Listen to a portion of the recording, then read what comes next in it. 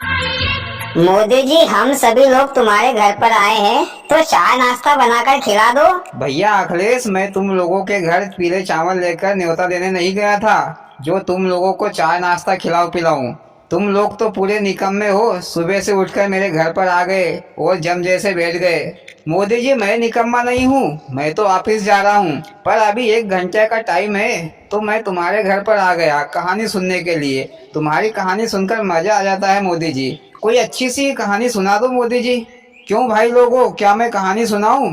हाँ मोदी जी, हम कब से कहानी सुनने के लिए यहाँ पर खड़े हैं, सुनाओ मोदी जी। हाँ तो भैया होन, एक समय की बात है, एक गांव था। उस गांव में 2 भाई रहते थे। मोदी जी, उनके माँ बाप मर खप गए थे क्या?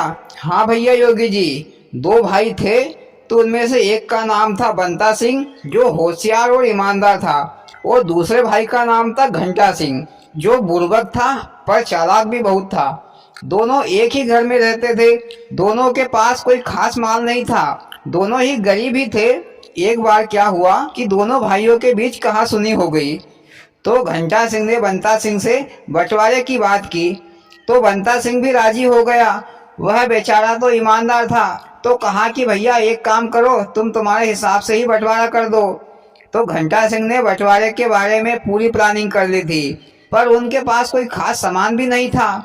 उनके पास एक गाय थी, एक गर्म कंबल, और घर के पीछे एक आम का पेड़ था।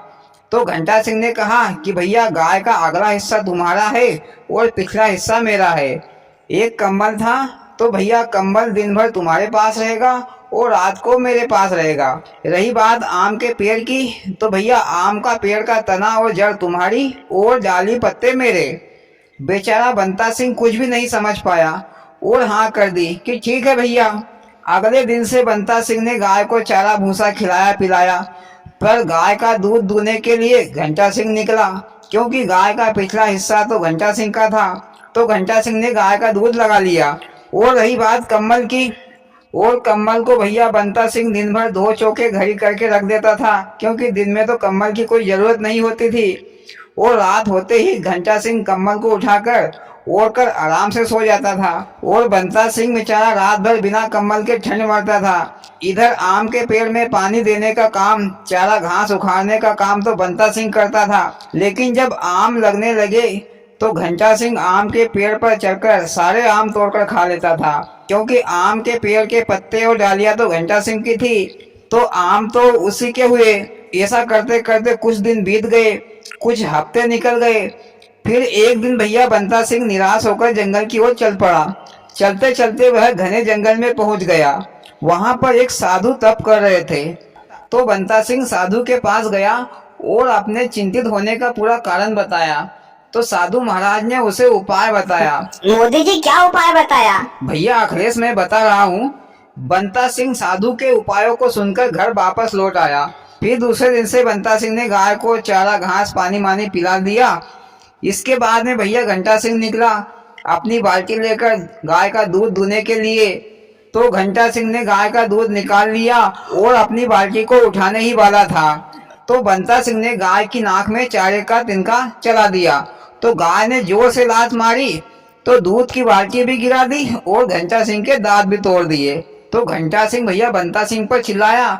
तो बंता सिंह ने कहा कि भैया, गाय का अगला हिस्सा तो मेरा है, मेरी मर्जी, मैं कुछ भी करूं। तो घंटा सिंह बेचारा चुप रह गया।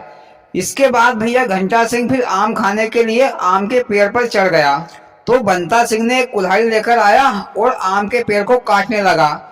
तो घंटा सिंह ने आम के झाड़ के ऊपर से बोला कि भैया, झाड़ क्यों काट रहे हो?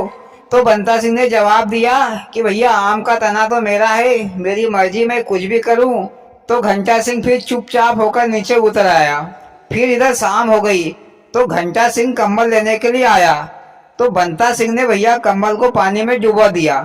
घंटा सिंह ने भीगे कंबल को देखा तो उसे नहीं ले गया और वैसे ही सो गया। लेकिन उसे रात में ठंड लगी तो उसे एहसास हुआ कि वो गलत है। फिर सुबह हुई तो घंटा सिंह ने बंता सिंह से माफी मांगी और कहा कि भैया, एक काम करो, तुम तुम्हारे हिसाब से बंटवारा कर दो। तो भैया बेचारा बंता सिंह तो ईमानदार आदमी था, तो उसने सभी का बंटवारा ईमानदारी से कर दिया। गाय को एक दिन वह दुहेगा और एक दिन घंटा सिंह, घास भूसा भी बराबर खिलाएंगे। आम के पेड़ में से आम भी बराबर बांटेंगे और कंबल को एक दिन और एक रात वह इस्तेमाल करेगा और एक दिन और एक रात घंटा सिंह इस्तेमाल करेगा। फिर दोनों भाई आराम से रहने लगे और भैया कहानी खत्म। बहुत बढ़िया कहानी थी मोदी जी। और भाइयों, आपको कैसी लगी मोदी जी की कहानी? अच्छी लगी हो तो प्लीज वीडियो को लाइक और चैनल को सब्सक्राइब करें। भोलेनाथ सबके साथ।